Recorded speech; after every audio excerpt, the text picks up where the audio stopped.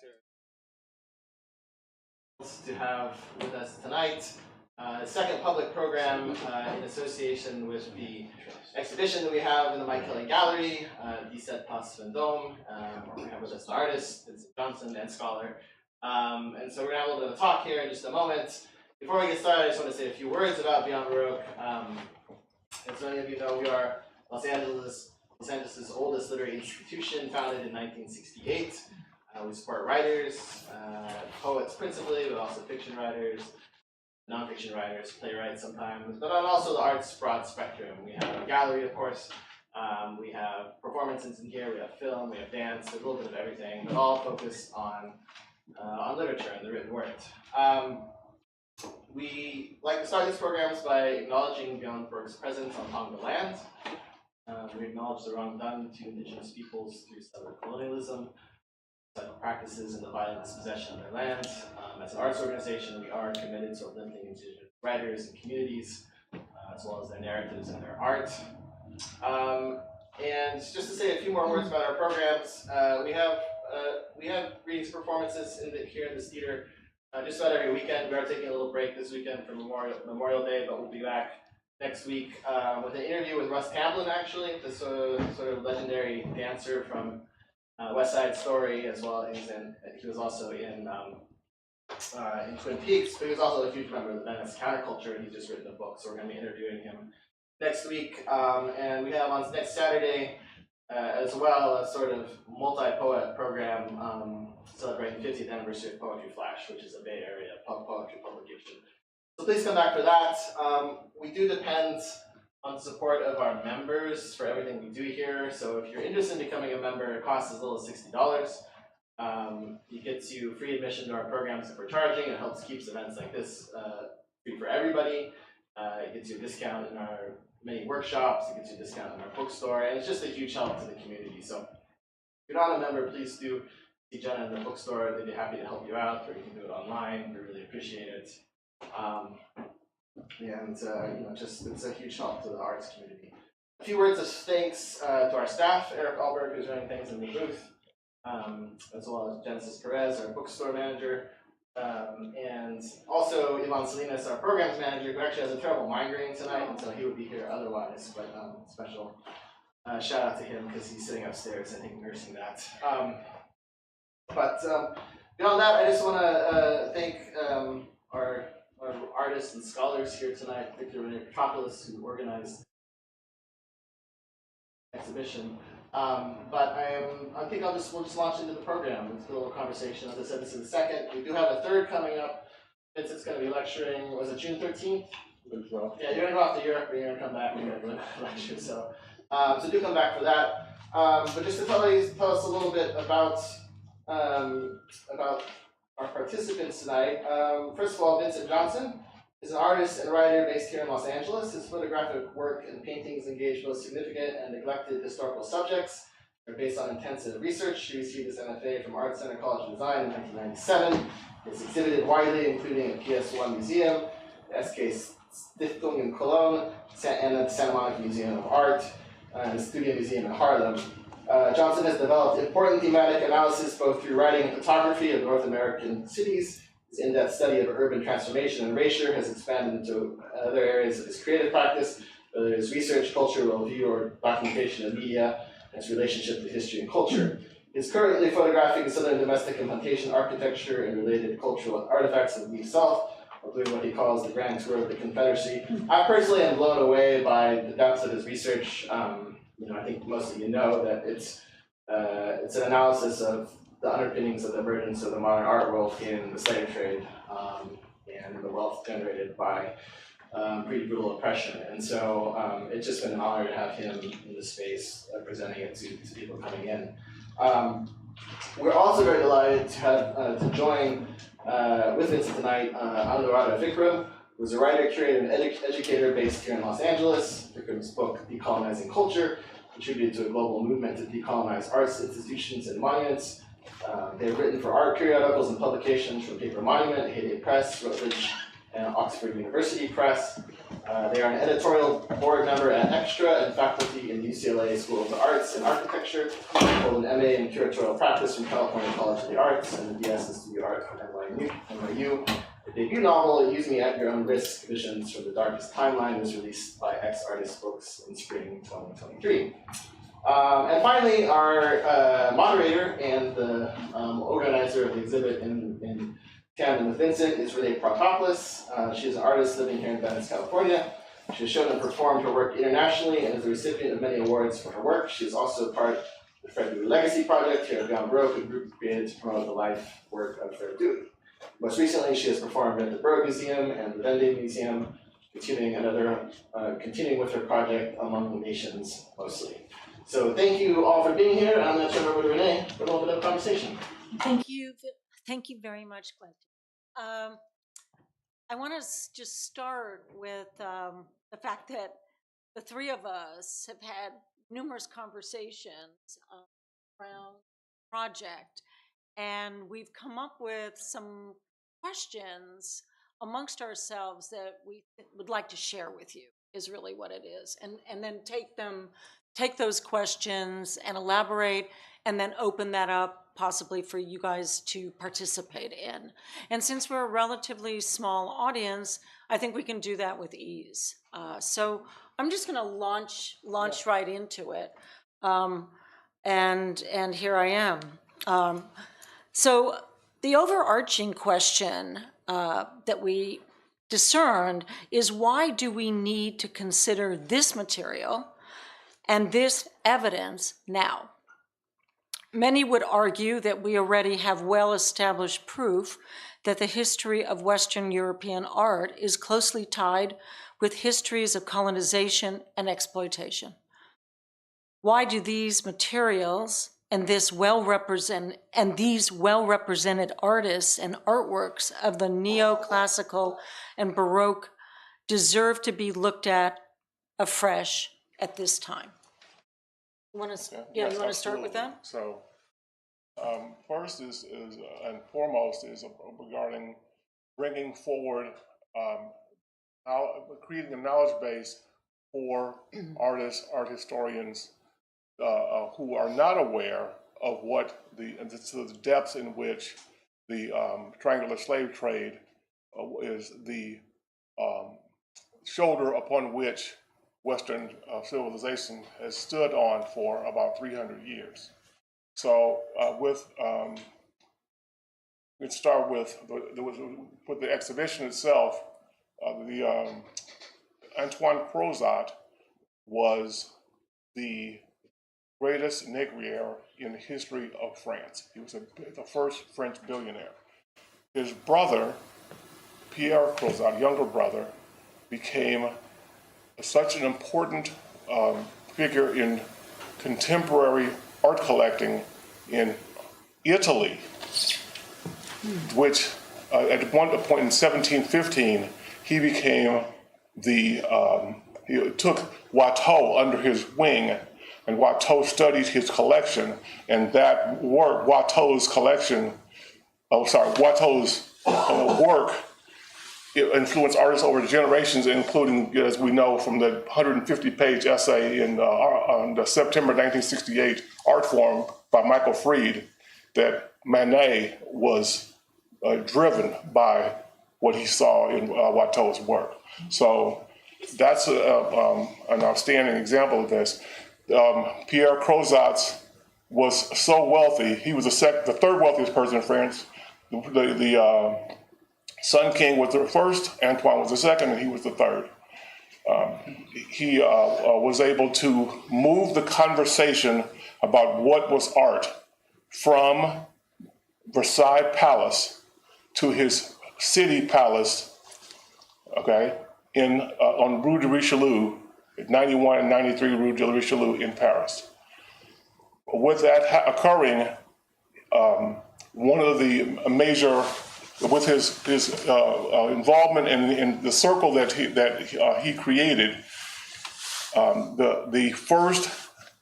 ultimately what happens is he invents with his cohorts the catalogue raisonné. So this is obviously a signal event in history. Prior to that, the kind of critical apparatus that one would expect from scholarly people was not in evidence, and so that became Pierre Crozat brought in individuals who had mastered these skills, and that went forward. So during Pierre Crozat's many journeys into Italy and elsewhere, he amassed over 19,000 drawings. Okay, the Met has 16,000. Right, that's what we're talking about. Okay, so his art collection was so significant that it was on travel magazines, like going to hey, let's go to the Foundation of Bellier, and that like that, and so it was constantly being discussed, and that conversation led to a tremendous amount of knowledge being generated by his ultimately a cultural foundation. That's what it came down to. But he meaning Pierre Crozat, also personally was involved in the triangular slave trade through a partner of his brother who lived next door to Antoine in the Place Vendôme.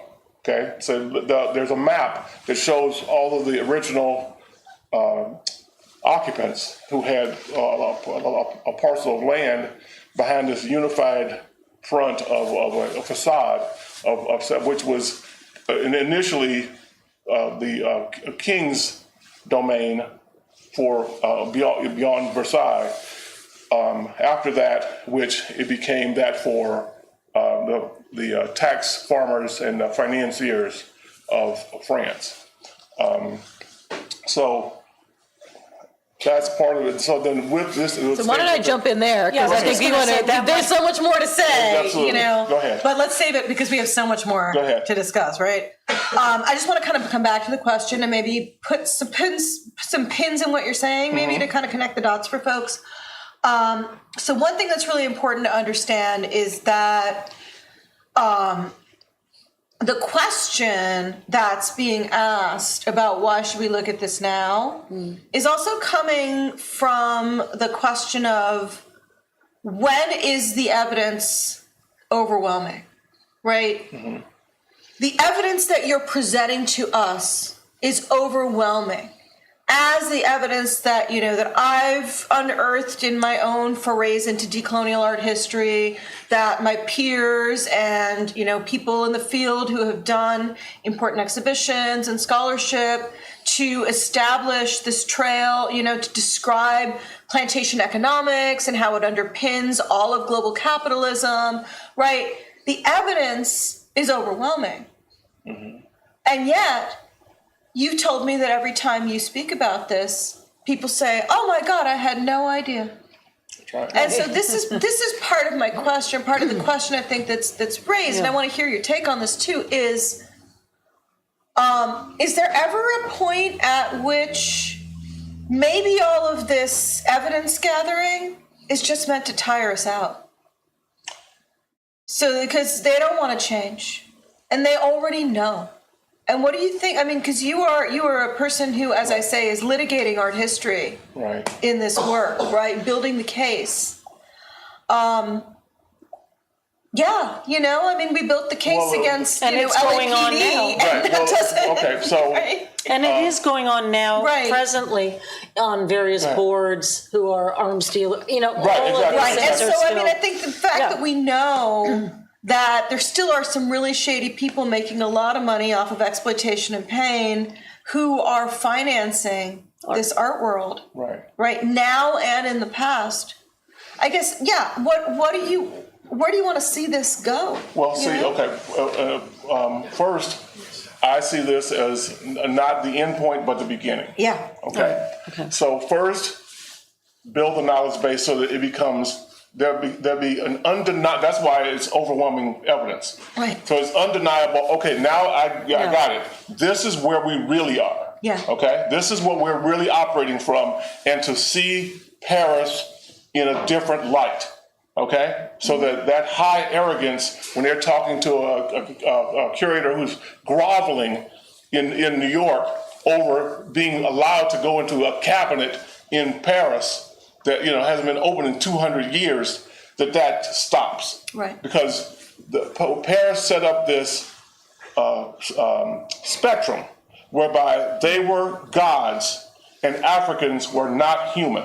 They're as I pointed out, I have a book that literally describes the tortures that you could order like you were ordering appetizers. And they were effectively things such as like deboning a Negro like a chicken, okay, who had been in violation of someone's orders on some plantation, okay. So once that's established and known, that's the starting point. That's where I want to get to, right?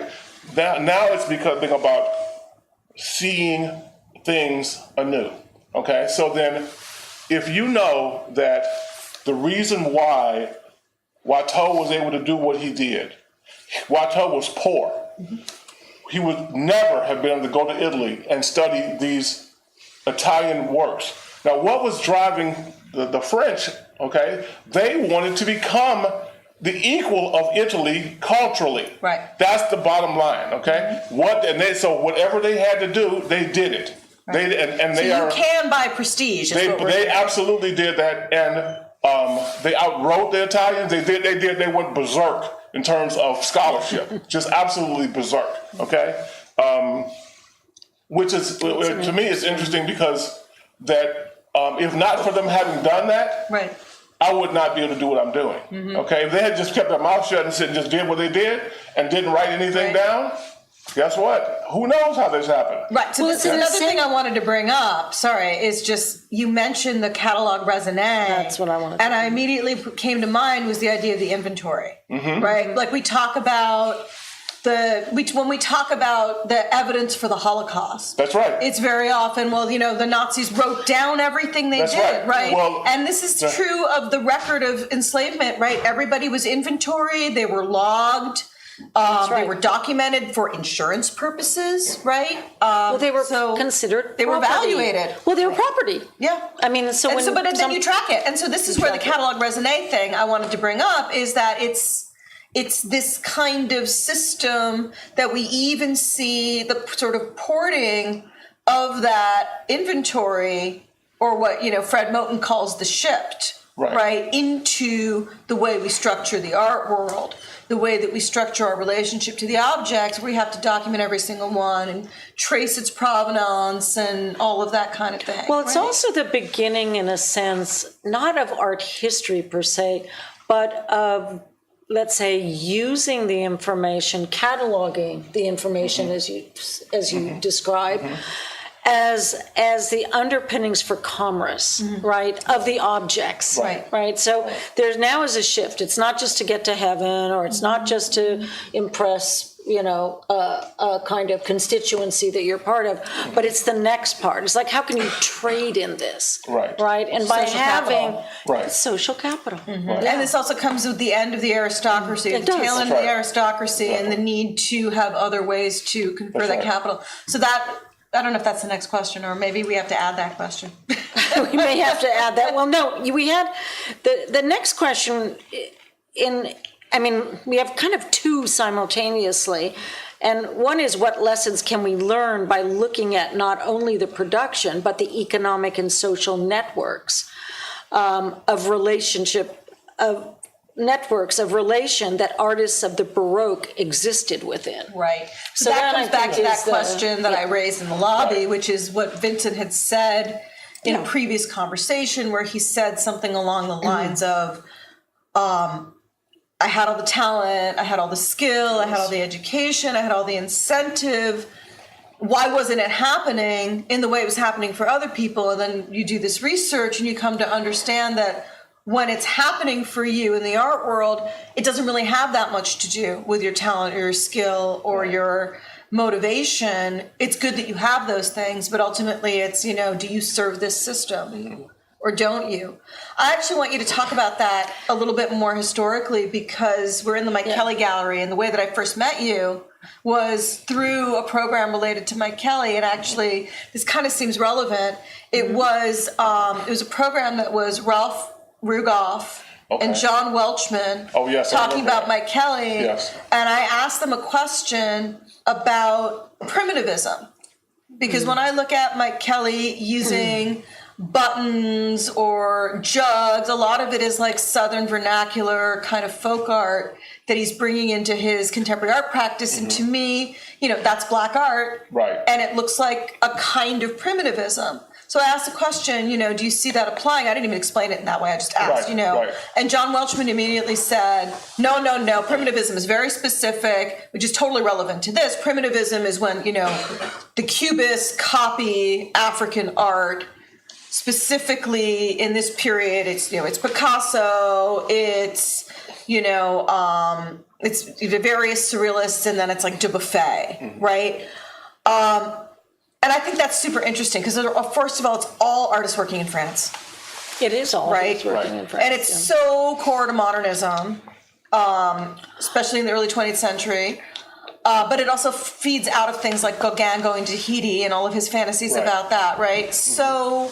yeah. And the bringing back of objects from the colonies to Paris. Yeah. I mean, so all of a sudden people are seeing things that they could not travel to see. Well, there was a space in Paris that Matisse was regular at. Right. And the way that the artifacts, the purchasing of African cultural production was described as, he sells Negroes.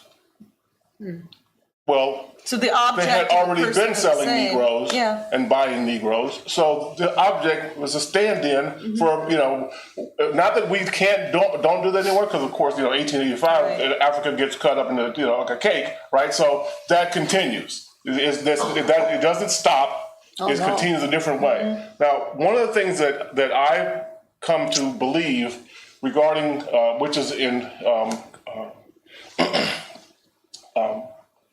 counter to what Serge Ribaud wrote about why Paris fell, is that for me, it's when France no longer had colonies. That's when they lost their power, if you want to use that word. Right. Okay. That's when they lost their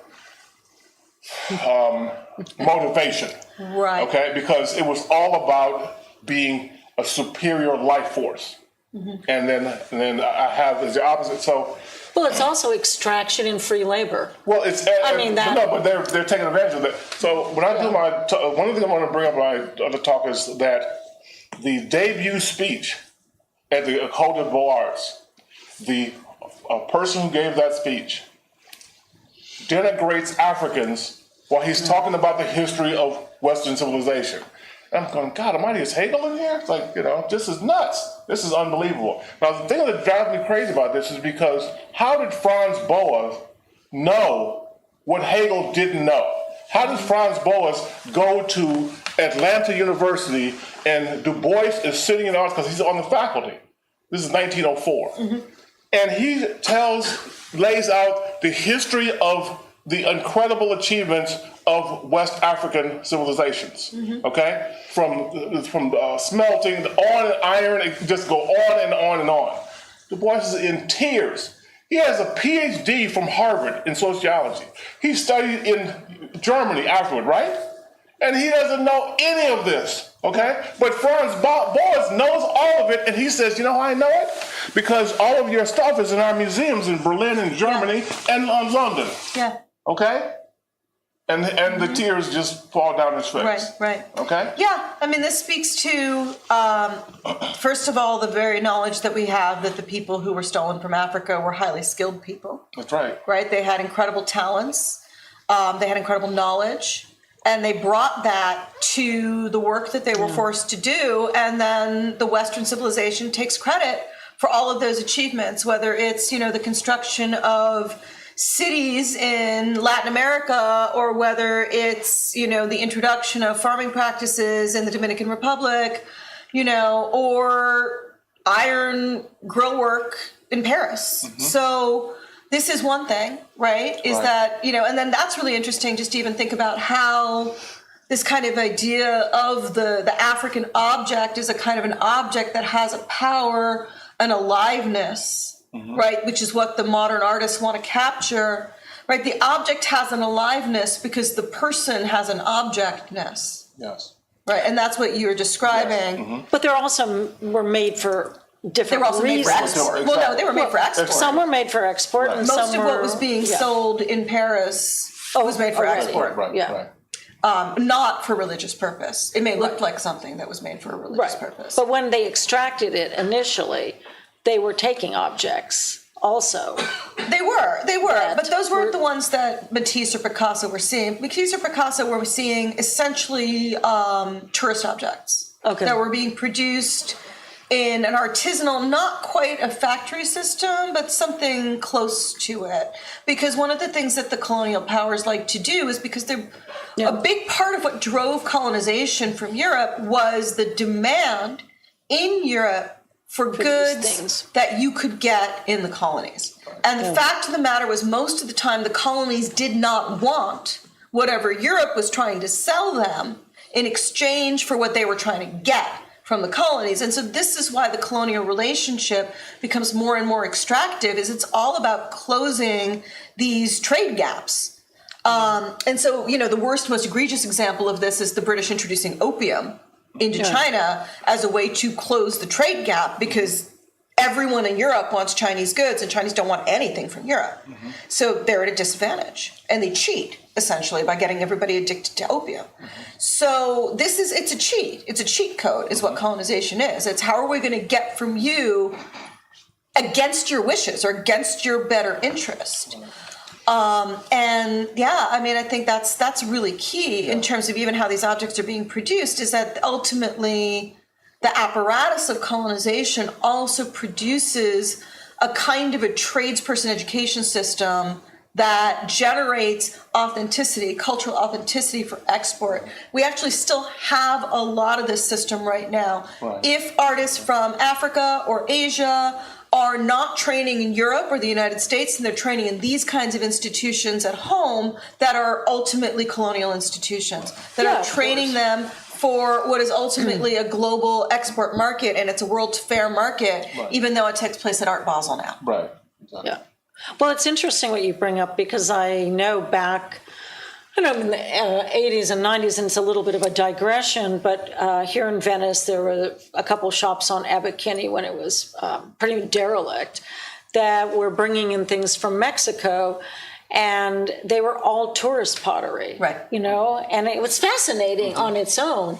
And then some of the books written about masks, it turns out all of those masks were tourist masks. Right. They were not actually. They were based on what was used, but they weren't the ones that were used. And so so you're confirming something. There's a lesson in that, right? Which I think comes back to something that Vince was talking about before outside, which I want to come back to, which is when the original objects that have their original cultural use are exported, it's by a very elite group of people who are either in the super wealthy, or they're people who have been in the merchant marine or for some other reason have gone to the place and acquired it. But when the middle class starts getting into it, that's when you get the tourist product. Yeah. So when you see that you need tourist a lot product, of it And so what that comes back amount. to, and what I want to bring it back to that Vincent mentioned, is this idea that what happens in Paris as the aristocracy declines, but the transatlantic slave trade ramps up, is that essentially owning slaves creates little kings, right? There's no big king anymore. Everyone's a little king. And I think this idea that everyone can own a piece of the exotic is part of this kind of democratization of being the monarch. That you can step away from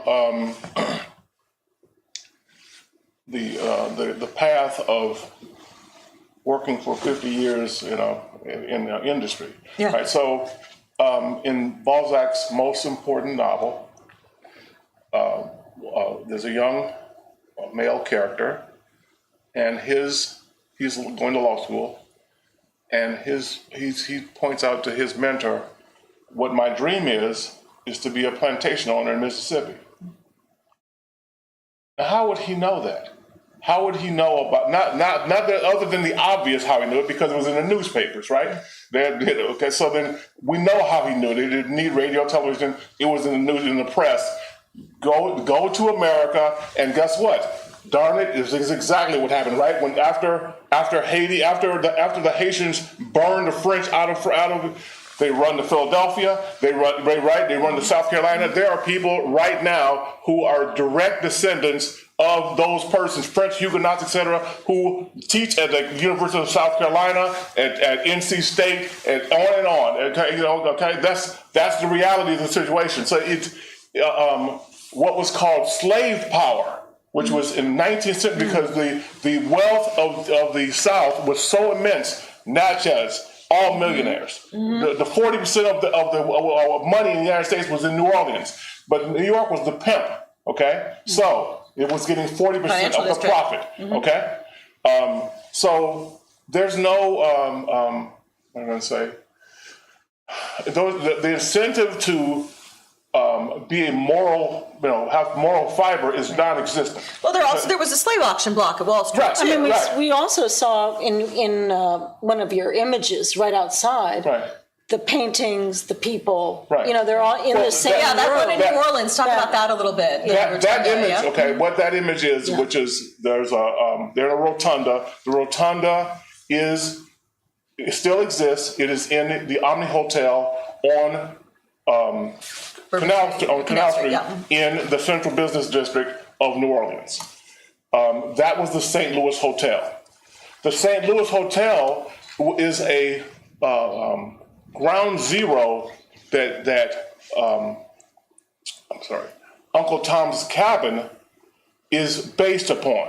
Okay, she witnessed these things, and as you know, Henry Beecher Stowe was forced to write a second book that for page, line for line, showed every piece of proof, like literally articles in newspapers, in wills, in every type of document, legal and otherwise. I am not lying. And then, of course, what counters is Fox News, of course, kicks in, and they write the counter narratives. This is not true. This is a fantasy. You're delusional, and stop it. Okay. Right.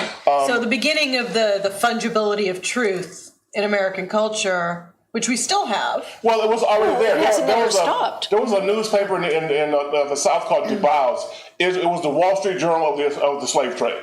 Okay, there are articles and essays in there that are so brilliantly written in arguing in behalf of the slave trade. New York itself argued when the South was saying we're going to back off and be a separate universe. New York said, no, you're not.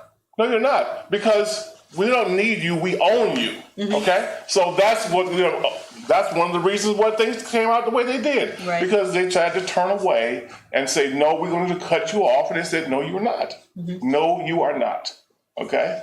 So, and so I have research on how New York's art world was developed. Right.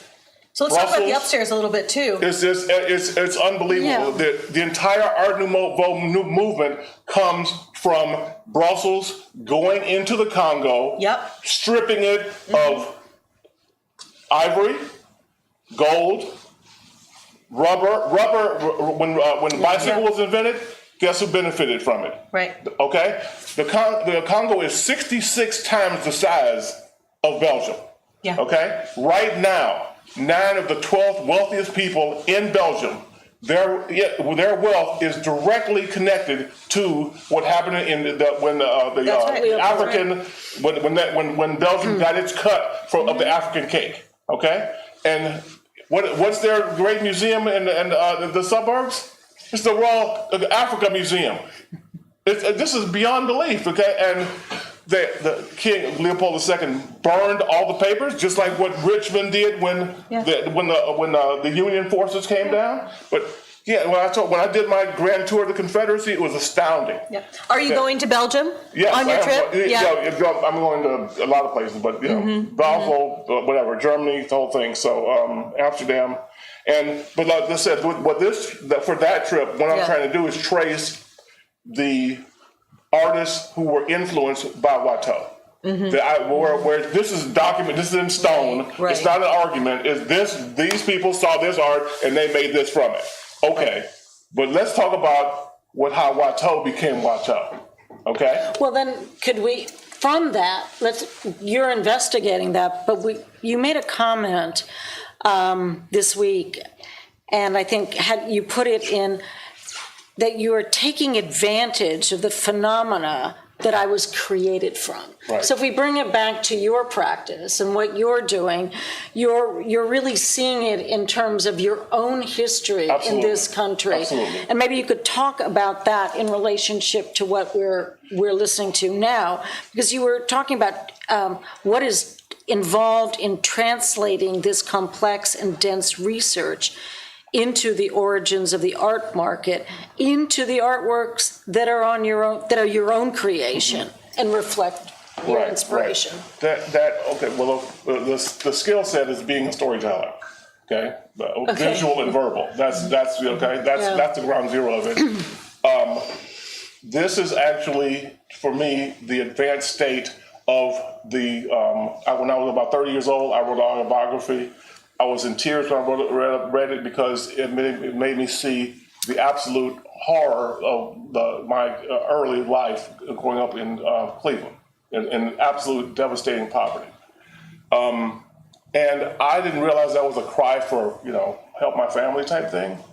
And then once I got into art center, I went, oh, they're not going to help my family.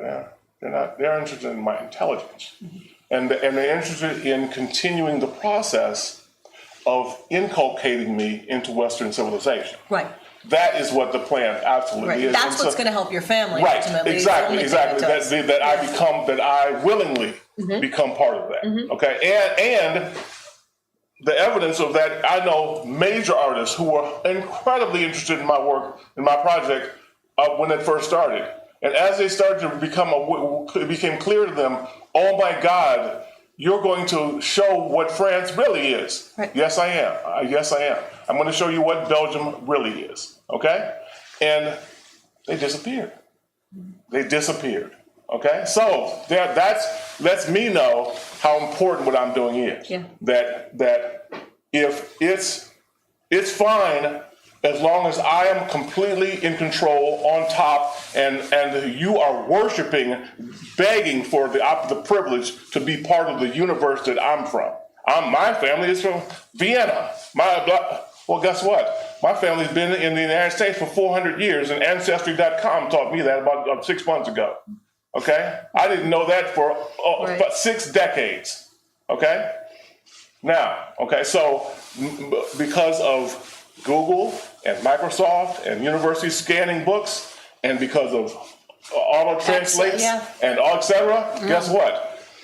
Now I know things that I never would have known, and I could only imagine if I had gone to graduate school in Pasadena, knowing what I know now and saying what I'm saying now then, I would probably have been there about a day. Right. Yeah, I mean, there's something to the idea that, being someone with a certain figure in your bank account and a person of a certain age means that you can say things that previously perhaps you would have been punished for saying.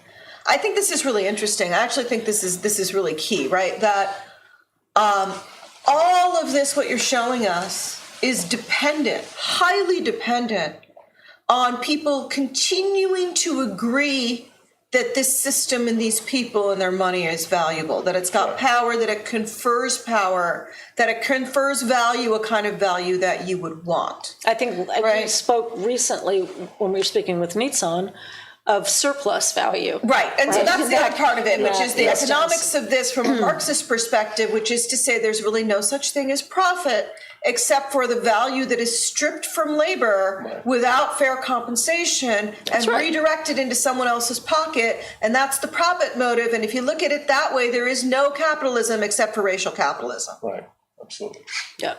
And I think that's, kind of what we were circling around, these lessons, but it's also brings us back to the present day, what you're doing and what, let's say, is current. I mean, right now, this evening, we have an exhibition opening with the artist Simone Lee, which is figurative sculpture, and we have another artist, Michelin Thomas, again, figurative work. And we were talking about why would we not, as some would prefer, focus on, quote, positive representations of African Americans now, or even revisionist histories incorporating Black people into the past, such as the recent exhibit at the Met that I think you were talking about. This is a show of Goya's African-descended model, Wanda Pareja, who was also his enslaved artist assistant, who ground all his pigments for him, and maybe also learned how to paint from him. We're not sure, right? Goya, of course, being the great champion of the common man, and another great influence on Manet, of course. Well, yeah, and I think that exhibit, along with these current or contemporary examples of a certain kind of work that every gallery is clamoring for. Well, we see it like crazy right now. That's what's at Console Basel right now. It's one of the shows I want to see. There's 120 years of Africans in America making, and Africans in Africa making representational work. Like what is, okay, so it's, for me, still trying to fit into the Western frame. Right. The bottom line. Don't change the box, just get in it. Just let me in. Don't question, okay? Just let me pass through the gate, okay? Once I'm on the other side, I will figure it out. But just let me in, okay? Right, and this also serves the idea that because I've made it to the other side, the problem is solved because representation is reparation. And I think that's the thing. To me, this is a decolonial project because it's ultimately... Someone said recently, one of my students actually said, it's different when you're Black because we're not asking for land back. And I actually pushed back on that a little bit for her because, but we're asking for something, right? It's material. And in fact, there has been land back. There's been resettlement. There's even a kind of a Black Israel, which is Liberia kind of movement, well, happened in this country. But it's interesting how that gets framed, right? So, it's always interesting to hear what young people are getting, right? But I just thought that was really interesting because what I see you doing is the reason why people, is because most people have convinced themselves that the little crumbs that fall from the table, which will sustain them, are the best they're going to do. And that makes, I've got the crumbs from the king's table, so I'm better than you all. Absolutely. Right? And what you're saying is just like, knock the table over, redistribute the cake. Everybody has cake. Nobody's better because they have some cake. Well, right? A lot of people aren't prepared for that. I was in Paris with our daughter. We were having dinner, and I looked out the window, and I said, look, Robin, look at... notice that we see there's a electronic signboard and it's fashion plates, right? And the next one is cosmetics. I said, that's it. That's what they have left. Yeah. Fashion and cosmetics. Yeah. What do you remember the last time you bought a car from France? Yeah, but the French cosmetics all come from Iran. Oh God! But the manufacturer. We just talk about but who invented it? No, not that. Who is Egyptians. The projection?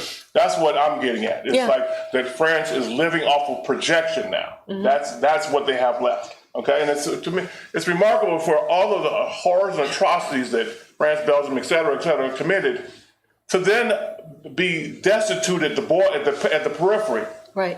And it's like, wait a minute, that didn't work very well, did it? This is all of Europe. Okay, so in 2014, I was part of a group of American scholars. We went to the Stedelijk Museum in Amsterdam to be part of a conference called Collecting Geographies.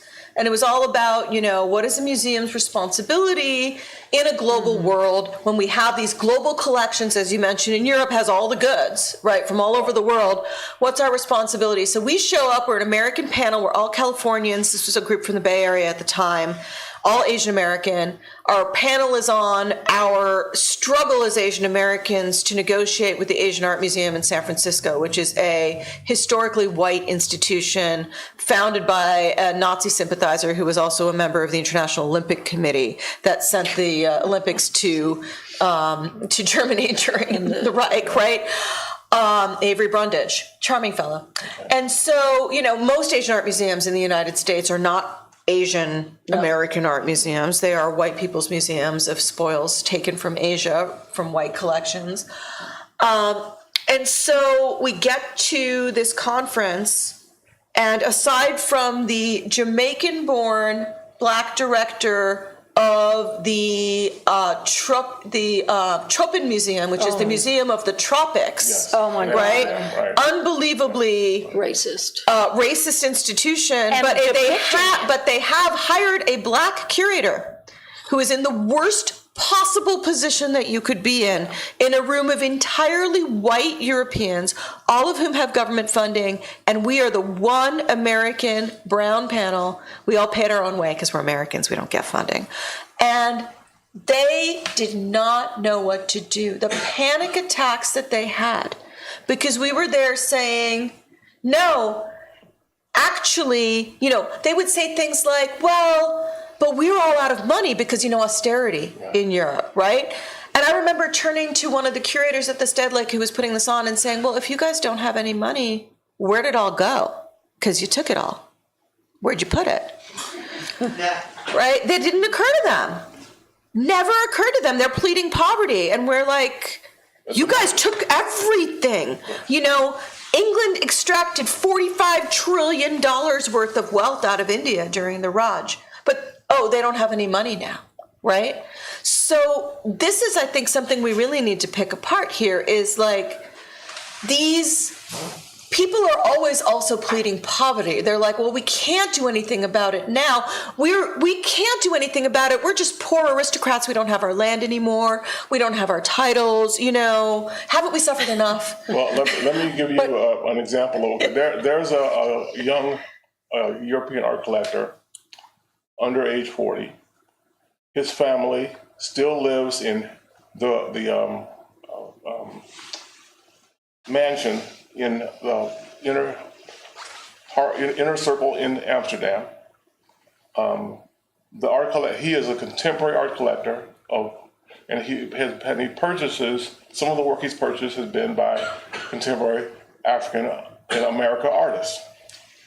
And I'm certain that he, like other people I'm aware of, when they go home to Amsterdam and they pull books from the library that no library on earth has because there was only one made and one copy made, and that that person ends up becoming the curator of Dutch art at the Art of Chicago.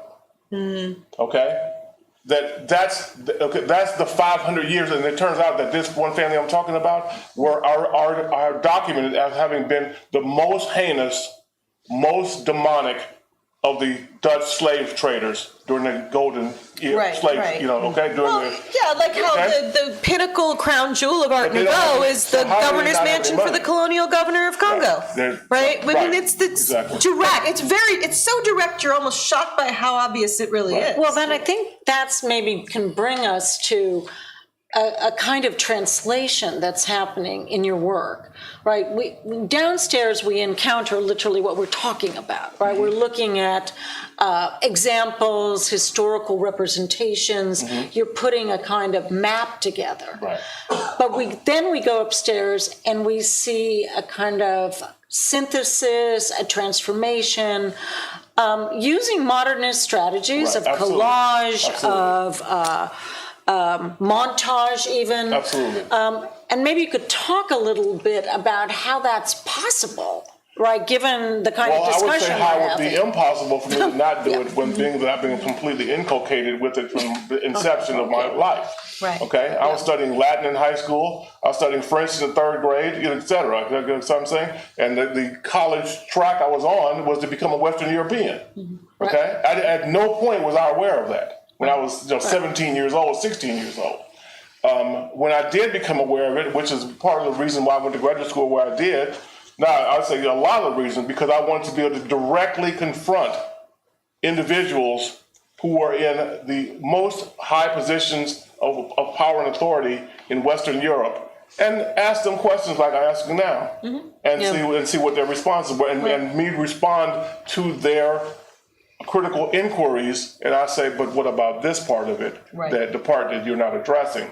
And that, as you can imagine, there was one. But that's so key, because you got to get in that room. That's right. And you've got to be prepared when you get in that room. That's right. Because you have to stay calm. That's right. You got to make your arguments, right? So I think this comes back to the very first question about why are we still talking about it, right? And I think I want to build on what you said before about the capabilities we have now as individuals to do our own investigations of history, thanks to the innovations of technology and information, even though those same innovations are proliferated due to the same oppressive systems, That's right? exactly right. So that's so important. And then I think, the moment that we're in, where we've been doing this for a while, we've got some heft behind us, maybe some institutional support at times, just enough, frankly, not that much, not as much as some, but just enough to be able to be in those rooms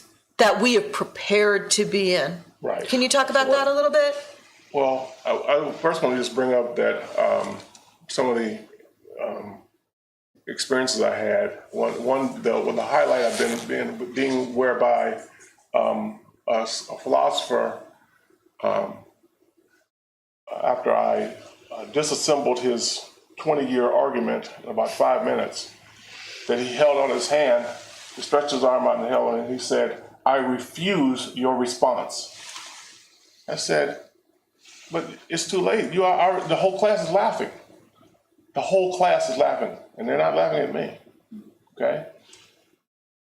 You present yourself as being brilliant." And I said, "Well, I'm just me. I'm from Cleveland, so Okay. It's easy to think you're brilliant if you just keep all the other information out, That's right, exactly Only so. the things I know matter, and nothing that I don't know doesn't matter. Therefore, I'm a genius, Well, right? But there's seems also the timing, clear. and we can maybe talk a little bit about that too, right? Because the timing when you were what you've been looking at is a particular time that provided the kind of wealth and the kind of conditions, and we're in another time now, which I think the one thing the art world can provide is a space for the discussions to happen in a way that's much more difficult in certain other disciplines. They wouldn't happen in corporate. I've had people That's what I'm slam saying. them. Slam, when I've made Absolutely. astute observations about business practices in the legal setting that I have worked in for decades, I've heard that the hands have slammed on the desk and said, "Shut up." Yeah. Yeah, Okay? that's what I'm saying. You can't have shut those discussions in because certain places. you are in the United States empire. Wait, okay? Yeah. You are a beneficiary of that because, I know I've heard you say I should have jumped off the ship, but you didn't. You didn't jump off the ship. You're here with us. So guess what? Okay? You know that or the door. Okay? So I think that is one of the, let's say, aspects of the art world, as problematic as the institutions are, Right. that opens up a kind of space for these conversations to actually happen. Yeah, and that's so complicated because it is also it is simultaneously the necessary conversation that pushes things forward, and at the same time, it's used by the empire as evidence that the empire is benevolent, and that's always been the role of art, right? So we think about how the CIA and the State Department use the abstract expressionists, right? Like it's the obvious example of proving, you know, we promote this communist art that lets you know that we're so free thinking we even like our communists, right? So and they use jazz the same way. So, look, you know, our Negroes are free to make any type of sound they want. They don't have to. They're not being instructed. Do this. Here's the script. Go by it. They're free. It's the same argument. So, okay, so just to bring it back to the present, though, right? Because I think this is important too. And I mean, you know, I've got LAPD helicopters in my head for 12 hours today from being on UCLA campus. So I got to tie it back to the university and the institution and the frame of knowledge, right? We're in a storied alternative space right now. The alternative space movement emerges in the 60s, 70s, 80s out of the counterculture and out of the idea that art is a public good. It's government funded, it's NEA funded. And then by the end of the 80s, all the funding disappears, but the places hang on, right? So the formation of the artist space movement is based again in this post-war idea that it is actually not only necessary but beneficial for the United States to actively finance its own dissenters to a certain extent, to keep democracy alive, to keep us away from the path of fascism, if you will. And what I think is so interesting is now, you know, this place is hanging on. A lot of places are hanging on. A lot of other places have been starved out. Funding gets cut every year. Every week, it's more starvation, right? More deprivation. And being on campus, right, what I keep thinking is like, they're not even bothering with that pretense that, well, you know, we need to keep ourselves honest. Like, nobody even cares about keeping ourselves honest anymore. It's just like, either you are the professor, as you were describing, the one who says, I refuse your response, what I know is all that needs to be known, or you're the cop, you're the guy in the helicopter, you know? And all of that, those are the options we're being given. The professor who does this is the liberal, and, you know, the police officer with the baton is the conservative, but neither one of those two are representing us, right? Yeah. Absolutely.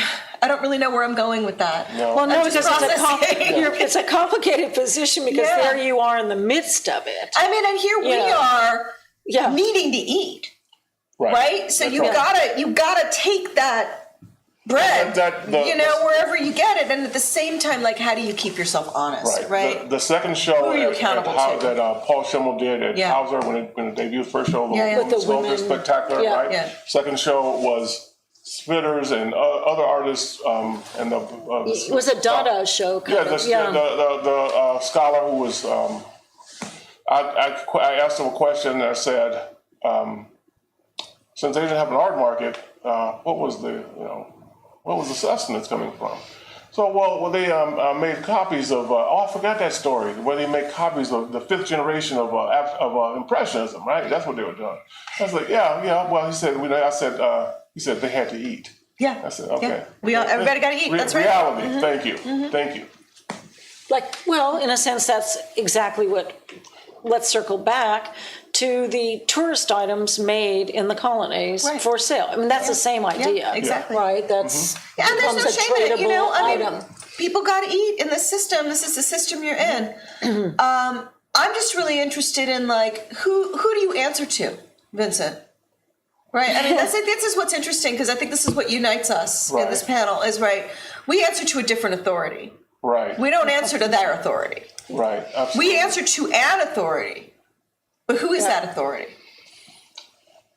Well, since talk about this project and what all of where it's gotten me, which is the number one thing is my understanding of having come through I've been doing this work, is that the present is comprised of everything that has ever happened. Okay.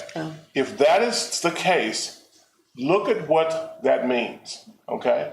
In terms of somebody did something 400 years ago, and it's still in play. Right. Because as we know, these things are in play. And that's why we keep trying to beat things down, and they just keep bubbling back up because they're in play. And we want to not believe that it's our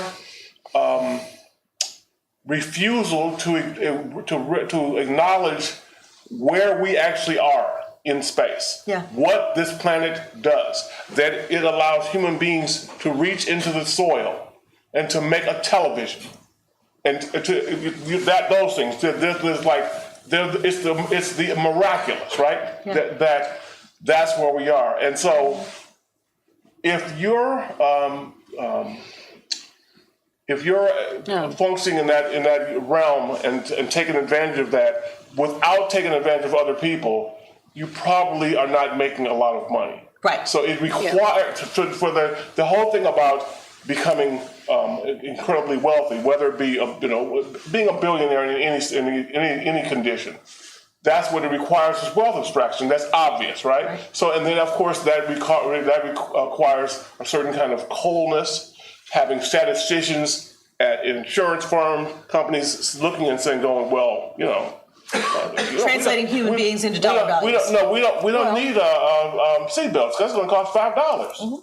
It's better than somebody being impaled on the steering wheel. That life's only worth $3. That's only $3. That's not, you're not taking my $5 from me. So that when you know that's your reality. That's our whole healthcare system. Okay. So then from that, then you have these other encounters of trying to be a creative person. Right. And I think about how the Detroit music scene was made possible because these former, direct descendants, right? Yeah. They're working at Ford.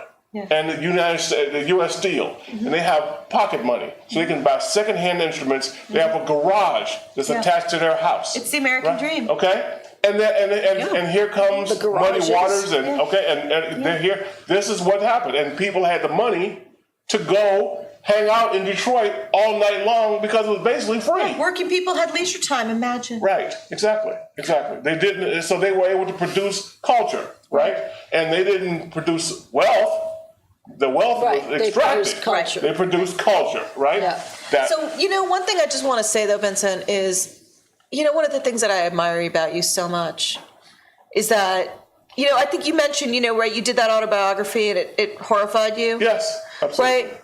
But the thing, I actually think it's incredible because you had nothing, like less than nothing, right? Which means they can never take it from you, right? That means that system, in a certain sense, whatever you are, whatever you have, they didn't give it to you. That's right. Right? They would have given you nothing. But that means they can't take it from you. That's right. And I think this is really key. This is a key lesson for artists, I would say, is that system will seduce you. But ultimately, anything it gives you, it can take from you. That's right.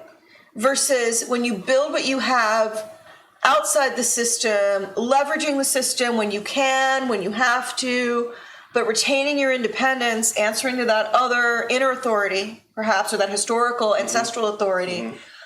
And this is what really freaks people out, right? Because ultimately, that power, that kind of economic, social, cultural power, it only exists by our manufactured consent. Right. Absolutely. And if we decide that we don't consent, it goes away. And so it's always trying to seduce us back. So back to the idea, right, that now they just sell cosmetics and fashion. They're just selling the seduction. The seduction of class is the whole economy. And that's the art world in a nutshell. It's seduction of class is a whole economy, right? Well, that's the seduction of becoming culturally and functionally white is a whole economy. Absolutely. Just forget, right? It's the eternal sunshine of the spotless mind, right? And you too can be celebrated in the Metropolitan. You can, build monuments to South Central while it gets bulldozed and turned into developments, right? that's where we are. That's right. So do you think this is a moment to open it up? Yeah. Possibly. Yeah, It absolutely. seems like Did we cover all the points, Renee? No, there are a couple we didn't cover, but I think yeah. we kept it together. Okay. There are a couple things that maybe for another time where we could expand around different ideas about materials and things. Absolutely. So I don't know, it's a little dark, so I can't really Yes, I see in see. the back here, we've got a hand up. Yeah, sorry, we oh, can. God. I have one thing about your work. A few years ago, I went to a wedding in Czech Republic for a friend. But before, I went to some parts of Western Europe that I'd never been to.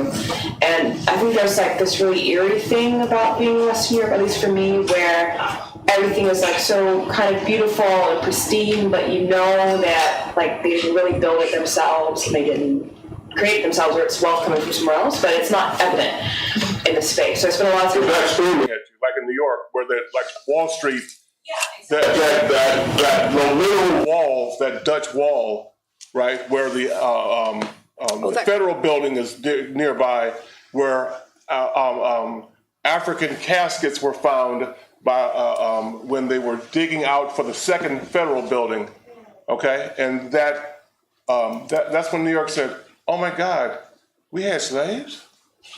You're kidding me," okay? And what's interesting about Europe is that they're like, oh, we didn't have slaves. This is just pretty water. Right. This is just a nice place. Right. And so as I went over to Czech Republic, one, it's a very beautiful country, but the whole time I was there, I felt like I was like, I don't think Black people were here. It just felt different. Like Right. the Gothic architecture, the feel of the space felt that there wasn't the same kind of exploitation that we feel in Western Europe, but I don't know. And so I'm really curious with.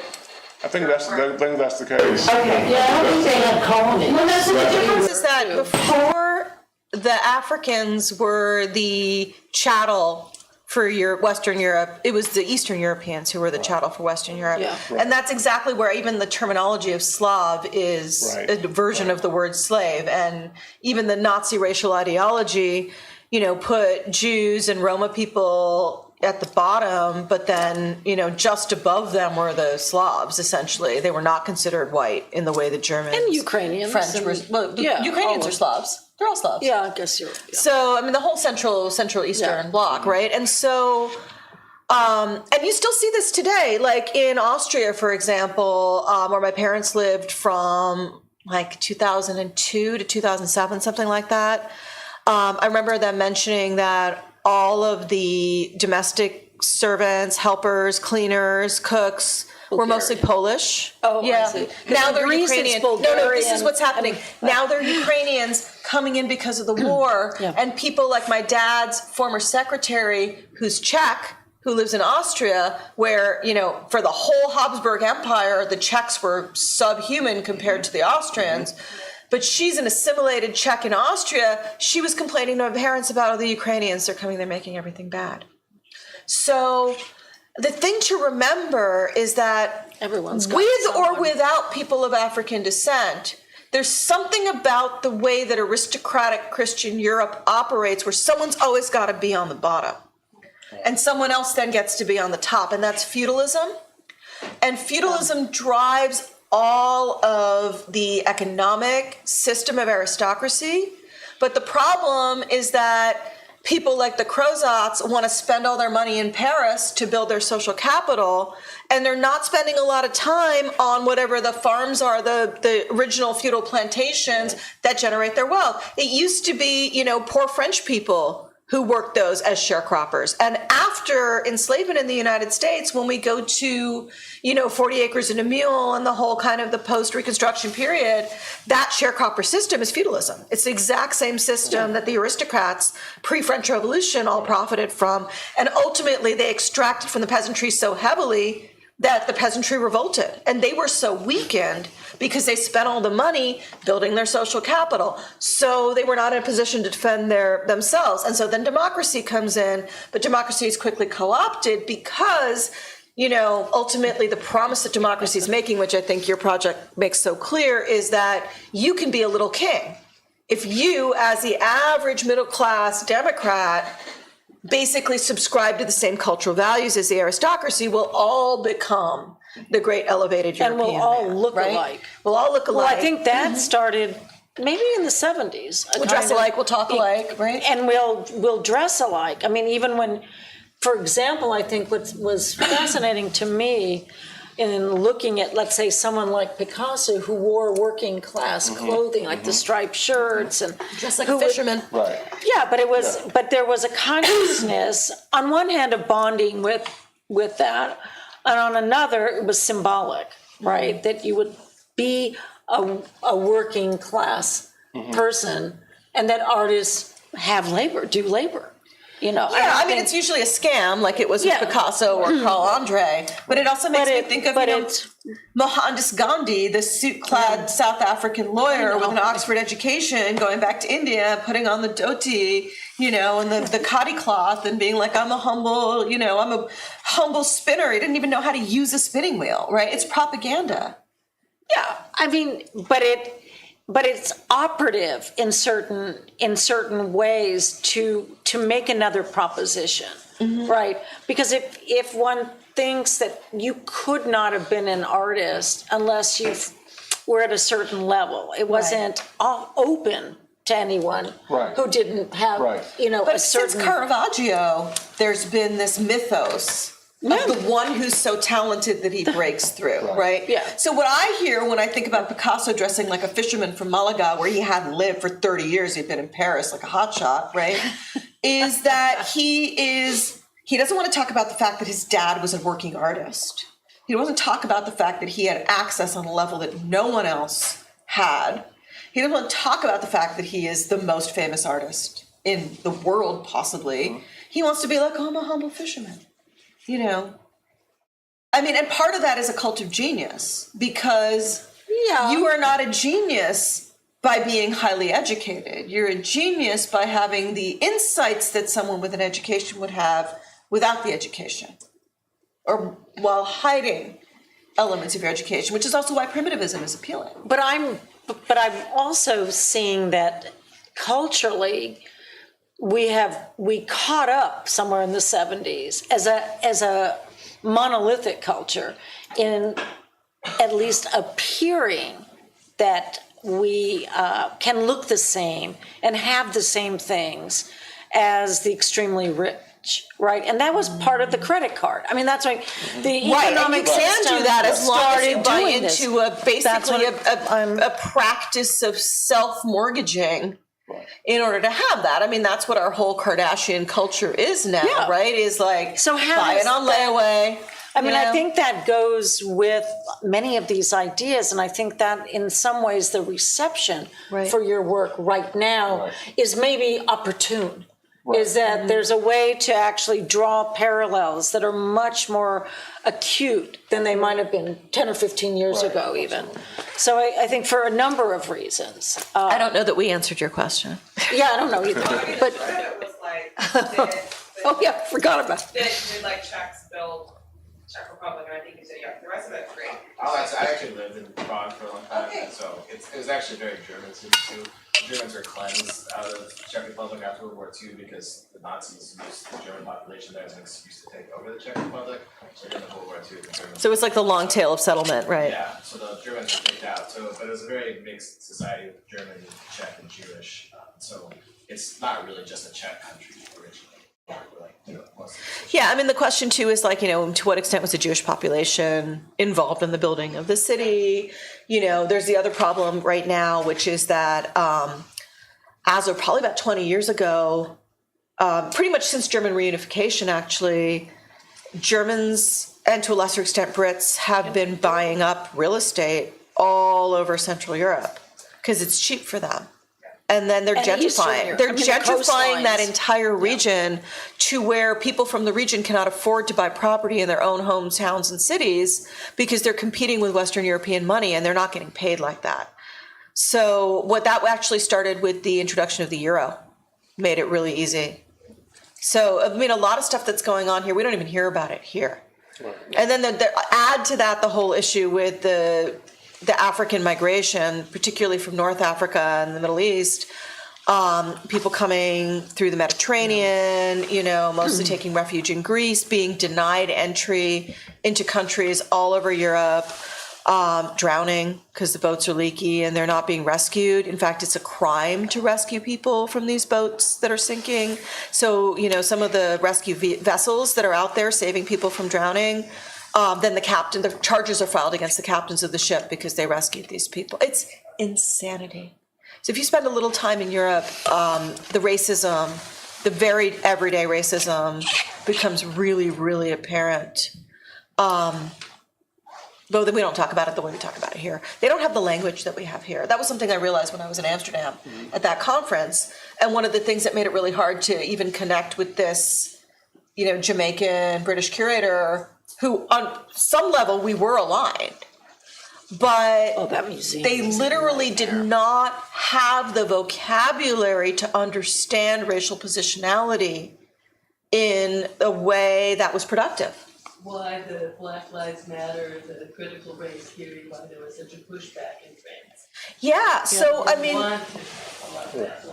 I want to mention the artist Jeanette Ehlers because I think she's really important. She is a Danish artist of I think her father's from St. Thomas, if I remember correctly, Virgin Islands. She's of Virgin Islands, African descended, and also white Danish. But, though Virgin Islands were colonies of Denmark before they were colonies of the United States, Denmark sold the Virgin Islands to the U.S. when they got out of the slave business, essentially. So Danes don't talk about their history in the slave trade because they figure they cashed out and handed it off to the U.S. Now it's the Americans' fault. But actually, if you go to the National Museum of African American History and Culture in Washington, the Danes are right up there on the wall as one of the top 7 slave trading countries in history, along with the Brits and the French, right? There's a whole list, and the Danes are right up there. So Jeanette and her collaborator, Levon Bell, who's based in St. Croix in the Virgin Islands, created a monument to one of the 3 female leaders of a slave rebellion called the Fire Burn that took place on St. Thomas in the late 19th century against the Danish slave owners. It was led by 3 women. They were called the 3 Queens. And so they made a monument to one of the 3 queens. Her name is Queen Mary. And in the monument, which is a 20-foot sculpture that they placed, they're trying to make it permanent now, but they placed it outside the Royal Cast Hall, which is a warehouse where molasses that were imported from the Virgin Islands colonies were stored before being distributed in Europe. And then later, because it's property of the crown, when they stopped distributing molasses, they started storing the plaster casts of all of the kings and queens statues from the castles in there. That's why it's called the Royal Cast Collection. So it's filled with white plaster ghost copies of sculptures of all the kings and queens of colonial Denmark.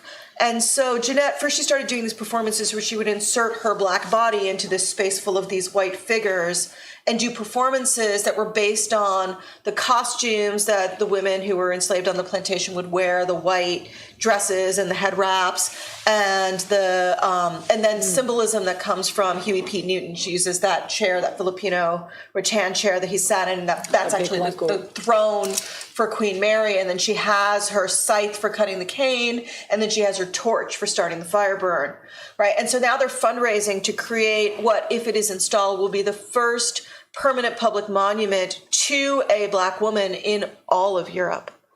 And specifically because Mary, when she was imprisoned after the fire burn, her punishment was that they brought her to serve her sentence in Denmark, not in the Virgin Islands. So she was away from her family. She was in this freezing cold place, and they put her in a cell where she could just look at the ocean and think about where she had left, right? So these histories do exist in Europe, and it's actually thanks to, and this is why, Jeanette and Levon invoke Huey P. Newton, is because it's thanks to American, specifically U.S. Black activism, that people in Europe have this language. And the other thing I just want to add, as a person who is a non-Black person of color of South Asian Indian descent, that, when my parents emigrated to the UK in the 1970s, they were considered Black, because they were like the Caribbean people that they emigrated alongside, they were all former British colonials. You know, many people in the British Caribbean have mixed Black and either Indian or Chinese heritage, because when the transatlantic slave trade was outlawed, enslaved people were still working on the plantations, but any additional new labor started being imported in the form of indentured laborers from China, India, and then later the Philippines. And so we see a lot of that, including Wilfredo Lam, the famous Cuban surrealist who was part Black, part Chinese from Cuba. So we see this kind of you know, ubiquitous. It is, but I think right? one thing about Vincent's project, I do think it brings attention to France as being, if you're in France and you know about their history with Africa, it's one thing, but you don't know so much, or they don't know so much or bring up their relationship to the Americas. Right. Even though we know that Louisiana was owned by the French, et cetera, et cetera. To close Antoine Crozat owned Louisiana. Yeah, But that... he had a contract with the king with 15 years, okay? So that was the beginning of his enterprise. Right. So what I want to just kind of close this point, just to close the point, because I got off track, I apologize. There's a reason why South Asians are not considered Black in the UK today. There's two reasons why. One is because the language to talk about race comes from the United States, where we don't figure at all in the conversation. There haven't been enough of us, which is different than the UK. But the other is because class comes into play. Because from the outset, a lot of the South Asian immigrants are economically striving for whiteness, striving for middle classness. And this drives a wedge as early as the 70s between these two communities who are politically united under the umbrella of Black. If you want to know more about this, Steve McQueen made a great series of films for Amazon called Small Acts, where he deals with this in detail, and it's fantastic. Another great film that deals with this to some extent is My Beautiful Laundrette, which was written by Hanif Qureshi, who's a Pakistani British writer. And so, you know, there's some kind of legacy there. But the point that I want to make, just to bring it back to Paris, right? If you talk to French people today and you ask them about their relationship to Blackness, they say, you know, when James Baldwin couldn't take the racism in the United States, he went to Paris. When Josephine Baker couldn't take the racism in the United States, she went to Paris. When Robert Duncanson wanted to prove his talent, not just as the greatest Black painter in America, but in fact, you know, they said the greatest painter west of the Mississippi, he went to Paris and then later to Sweden and got that patronage, right? So they would say, we're not racist like the United States. Well, that's why and then they would say, you know, look, we take a chunk of the money that the French Cultural Council generates every year and we give it to artists based in Francophone Africa. We have a whole program where if you're a Francophone artist in Africa, you can get French arts money to pay for your practice. And see, we're not racist. We're giving it back, right? So the French have a unique workaround. And frankly, the French have always had this workaround when it comes to colonization. Because if you think about the way that the French occupation of the United States was framed, they were just fur traders. They didn't hold territory. They didn't try to govern anything, you know? Yeah. Please. And this is kind of for you, Vincent, but related to this point of, I think because of this, I'm not sure the right word, but just the choice to absolve oneself of a racial consciousness that you see and experience in Europe, even with that knowledge, I think it's easy to be in that space and feel lifted out of the American experience, and feel lifted out of the sense of ongoing malaise, maybe, that one might feel in the United States. And then, of course, your home, and this is your home, and then there's also a sense of external. And so I'm curious for you, Vincent, where in your body, and maybe it might be on the planet, but where you feel that your body can feel safe. That's why I live in California, because I grew up in Cleveland, and I lived in Brooklyn, and in Philly, North Philly, and I lived in Damon. I don't know if you know Chicago, Damon, Milwaukee, and North, Wicker Park, back in the there. So I've been here on this planet some time now. And I got tired of walking down the street and getting bumped in the shoulder by somebody that was as big and strong as me and can run as fast as me, and for no reason other than to like challenge me. I just said, I can't take this anymore because I'm not going to prison. Okay? That's what it came down to, because the level of physical violence that I encountered from when I was 11 years old, taking a lead pipe and putting it in my coat to go to grade school, okay, where I had already skipped 3 grades. So I said that this cannot continue. I'm not, okay, I already have too many people in my family who didn't go very far and ended up in places they never imagined being in because of that phenomenon. And I remember when I was a kid, I used to dream about living in New York. And then when I lived in New York, I said, look, Mother of God, thank God we didn't move to New York, okay? That is because the New York I was talking about was the TV New York, okay? Not New York City, the Twilight Zone that when we were there, it was, what is it called, Crooklyn, okay? You go to the store and, I remember being chased by 5, basically like wolves, where I had to hop over a fence, throw my groceries over the fence, then figure out, okay, I live down here on Emerson, 161 Emerson Place. There's Myrtle Avenue, DeKalb. Throw my groceries over the fence, and then walk my groceries to this corner. And when I would do that, because the 5 wolves, they just trot around the corner and go, okay, come on over the fence. You're bad. You from Cleveland, come on over the fence. So I walked back over there, and the groceries over here. And I said, you know what? They got to do this, and they got to do this. I got to do this. I'm going to beat them. I get to the fence. I hop over the fence, one hand on the top over, and bolt into the apartment building. Okay? And I said, Doesn't sound like you felt safe. no, this is, you're walking out, you look out your window, and you see somebody disassemble cars, like wide, broad daylight, like, how can you just push somebody's car up on the sidewalk and then like bring a truck and tools and literally break the car down into pieces and nobody, like, what planet is this? So I have a question though.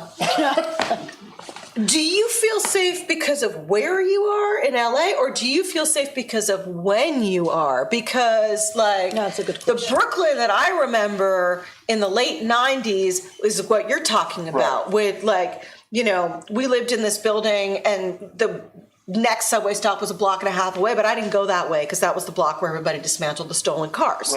Right? That shop where they sold the parts from stolen cars has been a bougie sushi shop for the last 15 years. Right? That neighborhood is so expensive now. Oh no, I know. And it's Clinton Bushwick. Hill is just right? off the chart. Yeah, I'm not even talking Clinton Hill. I'm talking Bushwick. Bushwick, right? Same thing though. Same thing. Yeah, I mean, so Bed-Stuy, all of it. But there's a point to this question, right? Which is, there is. it's twofold. One is that point that I was making before, which is it's much better to be an angry person of color in your 40s than it is to be an angry person of color in your 20s. Because you can find ways to make your life more livable. Right. While retaining your righteous indignation. That's right. Which keeps you alive and fresh. That's right. Right? But also, cities have gotten safer in the United States because cities also The rich cities have lost gotten a safer. lot of their culture The poor at the cities same have time. They're also the policing has increased. So there's a dramatically. trade-off here, Right. I mean, the dangerous places that you're talking about were not good places to live in, but for someone at your income at that time, they were places you could live in. That's what Right? Pratt Where would you even live in New York That's now what if you had Pratt that kind of Institute income? was. Yeah. Okay, we could walk to the Brooklyn Academy of Music, but you didn't want to walk around in Brooklyn at night. Yeah. Period. Yeah. Okay. I have a final follow-up. It's like, I feel like what you're talking about with France and parts of West Europe with regard to modern art or other forms of art is like this sense of amnesia that you're trying to uncover. It's not amnesia, it's denial. Denial, okay, denial. Okay, they know, okay. Sorry, How- half of my question though is like, I'm still really interested in like you as a scholar doing this work and then where you find safety in your own self, because that sense of like denial. being a homeowner, income level, okay, possessions. Like LA has such a big sense of denial as well. Oh, no, absolutely, okay. Sunset Boulevard was an Indian trail.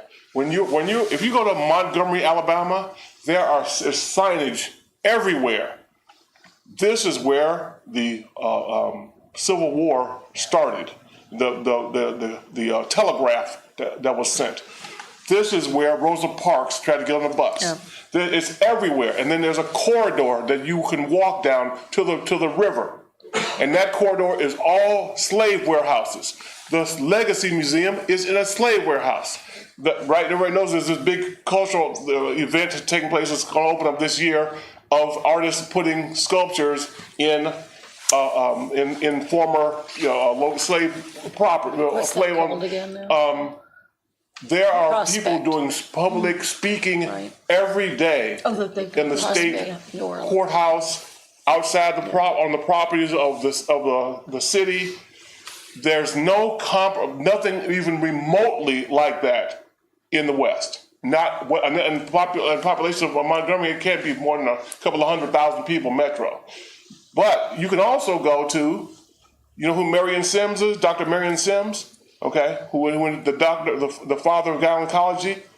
His business, the building, is still in Montgomery, okay? I've been there, okay? So the first Confederate White House is in Montgomery, okay? So you can do this tour. That's why I said I did this grand tour of the Confederacy. On the state property, there's a sculpture of Strom Thurmond. There are winged Confederate angels. Okay, you see what I'm saying? Yeah, they took down the flag. That's all they did.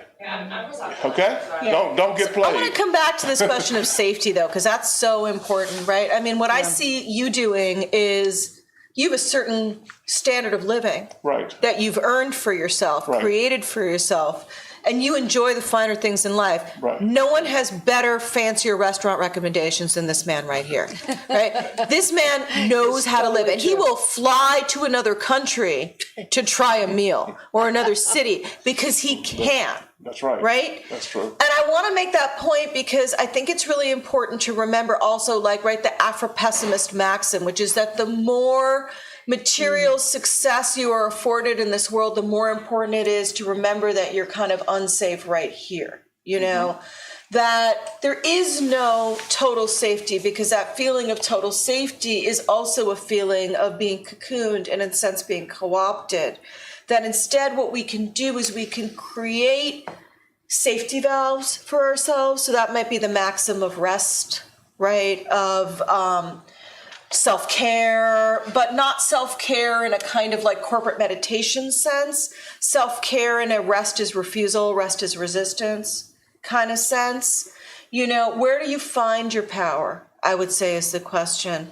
Where do you find your safety? How do you create your own safety?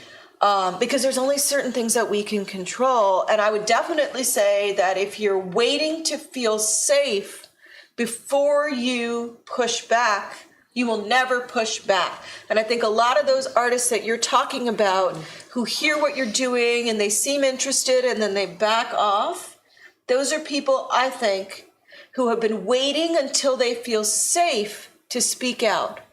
And what we learn when we see those people get really, really successful is that they will never feel safe enough to speak out. That's right. Well, because they're dependent on a system. That's exactly right. And that brings me back to the idea that Vincent had nothing to lose because they gave him nothing. Therefore, he owns it all. That's right. Just imagine if I was art historian with PhD from Ivy League, and I went to Paris and with a bullhorn stood in front of the Louvre and said what I'm saying. Right. So I'm sure I've mentioned this to you before, but a friend of mine who is a senior African art historian, a historian of African art at Harvard, who casually mentioned one day that she is descended from the Habsburg Empire, should tell you everything that you need to know about what art history is, I think. There you go. It's important. Again, it's like you right. you keep going.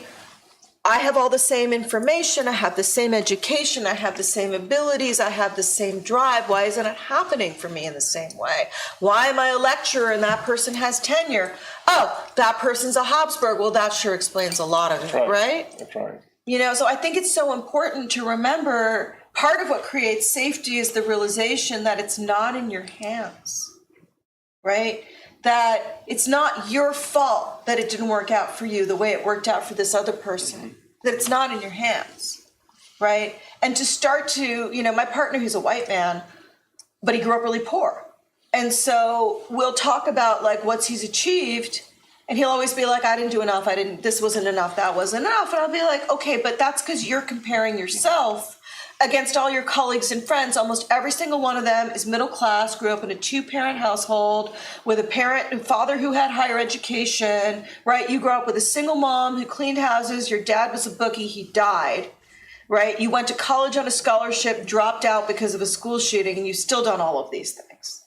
And all he can see is that person's ahead of me, that person's ahead of me. And I'm like, but look where you started and look where you got to. And I think that it's not just, it's about where you come from, but it's that kind of like, you got to see what you have done, right? I think the difference is talking about states. Yeah. And what states make you feel safe. And like, I'm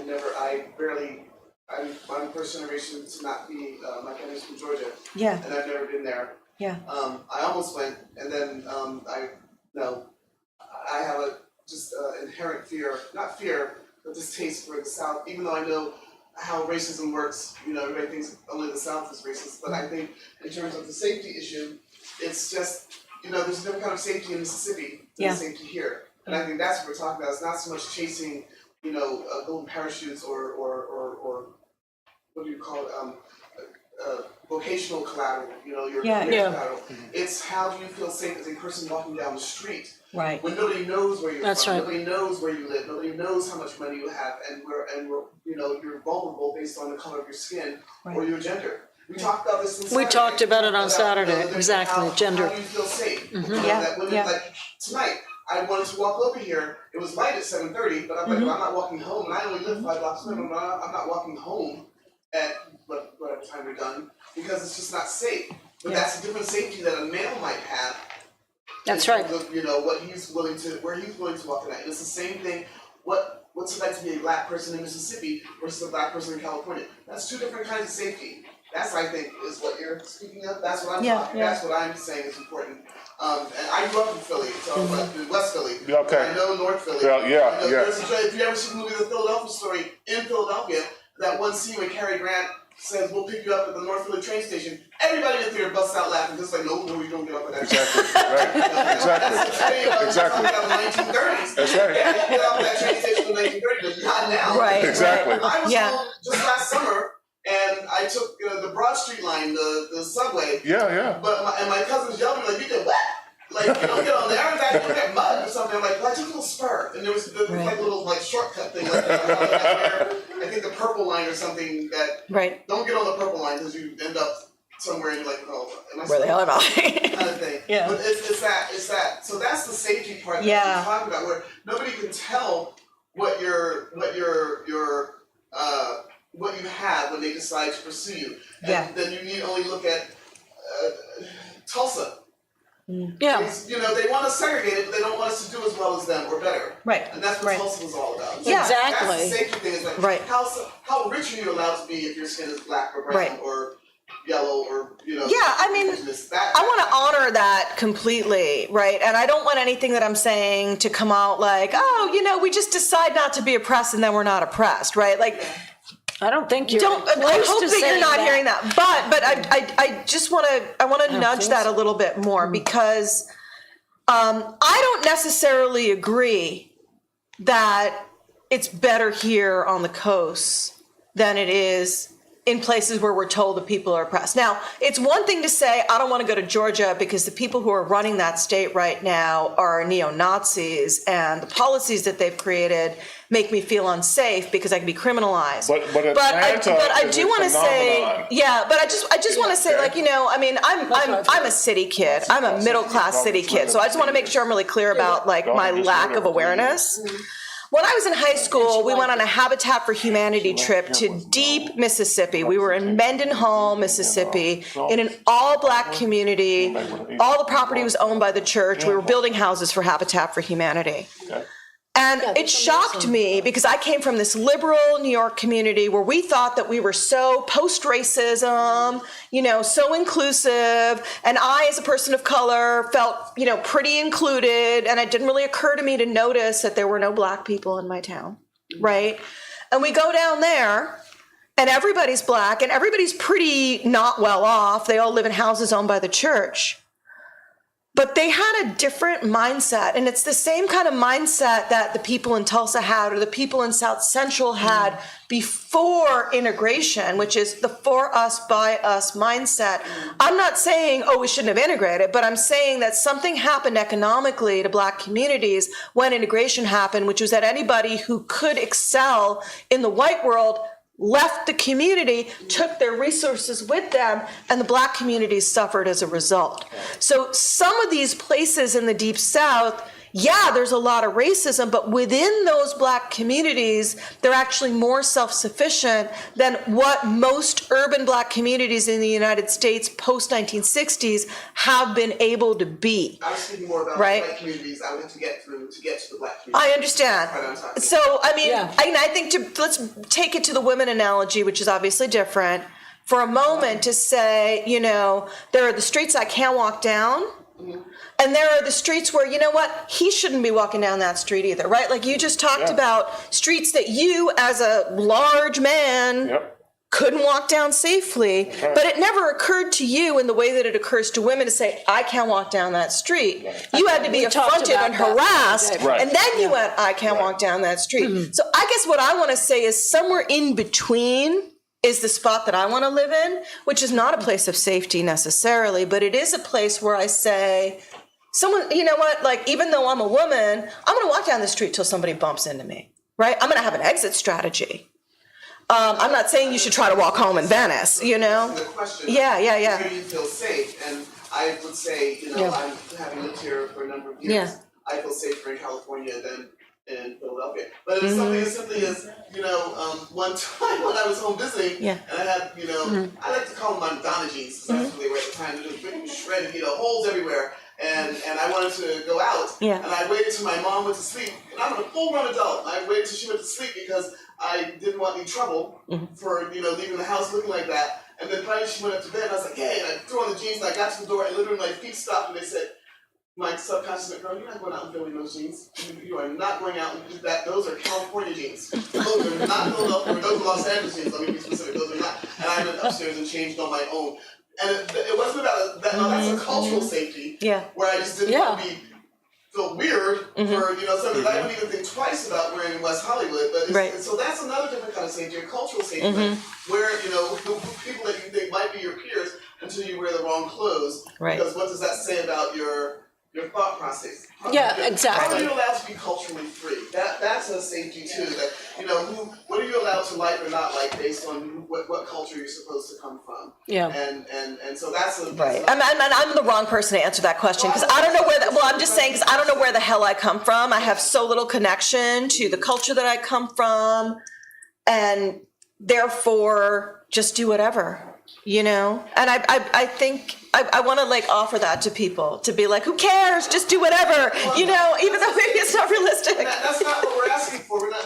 Nobody's asking. You know, we don't need permission. And don't misunderstand when I say that. It's just that mentally. I mean, I know that my inherent fear of the South is based on narratives that I've been taught and heard my whole life, and I know it's not. But then at the same time, in Philly, I've had the N-word dropped on me more times than I can count, as well as here. But it's just. I don't feel safe in Beverly Hills. And I have to drive there every day. Really, I don't feel safe there. I've had people harass me, assault me. Like, I'll reframe. We might do that. I think it's so interesting also for I'm from South Carolina. and I grew up in a majority, like, only black town. And I feel more wary about LA. I'm like, oh, this is kind of good. I feel more safe back home. But I think what's interesting. You know how to navigate back home. Yeah, but That's what you learned that. Yeah. Right? That's right. But it's familiar. Because I lived in Biloxi, Yeah. San Antonio, a town called Statesboro, Georgia, which was the trading point for, it was like 50 miles inland for cotton. Okay? Was completely blind. I was in the military. I was completely blind to all of the reality of what I was seeing. The only thing I remember encountering where I was aware was when we went to Jefferson Davis House. Okay? And then we went to the Confederate cemetery next door and we smoked weed and we were in uniform. And we were always told to stay in uniform. Okay? So that you can stay alive. Right. Yes. Okay? So, in the North is where I had the problem. Okay, I never had somebody run up on me in Georgia, Mississippi, or anywhere else in the South. Not saying it won't happen, but I'm just saying the issue was Detroit, Chicago, Cleveland. You go to a club in Detroit and they check it in. Oh, that's okay. You walk into Walgreens and the guy got a shotgun standing at the door. Oh, I'm like, well, I'll just go back to bed. Okay, okay. This is nuts. Right. Okay, Yeah. Detroit got so bad they had no street lights, nowhere. Okay, so the lights were the power was out. Okay, The public the power was out. the city. I think we probably gotta wrap up. Yeah. Well, just remember, we're talking about Michigan too, right? Yeah. Flint, Well, Michigan has no Detroit. water still. I'm sure Vincent can show folks the show a little bit too. Absolutely. So it's up to you. We don't have to stop talking. I just like. Oh no. I want to absolutely. thank you both for this question. What an important question. Yes. Right? Because that is the question. Where do we feel safe? Right. Right? And I'll just leave it with I thought what was interesting is that your work is about excavating the place of denial, which I also see as amnesia. And, Right. But these. That's how they survive, though, because they can't acknowledge it. If to acknowledge it would be, oh no, I'm not a superior life form. Okay. And I'm with that, and I get that. I just think it's also interesting that these spaces also tend to be spaces where Black people feel more open to navigate as themselves, like a Los Angeles, or we have a very long history of Black artists being able to go to France, being able to go to Berlin, because of that amnesia. And so there's this way in which we're working toward being seen, and there is a way that we don't want to be seen, and it benefits Right. us. That's, Yeah. I think that's kind of Yeah, absolutely. That's really interesting. Absolutely. Yeah. Thank you so Thank you so much. much. Thank you. Absolutely. Thank you all. Thank you for being here. Thank you, for your interest. Quentin, as well, and Eric. Thank you. Thank you, Vincent. Thank you, Vincent. Thank you, Anu. Vincent will be lecturing on June 13th here, so I think that'll be a great talk as well. With images. I think there's going to be a projection with images and all of that. So. Where's the artwork? Where's it? Is it up? It's up.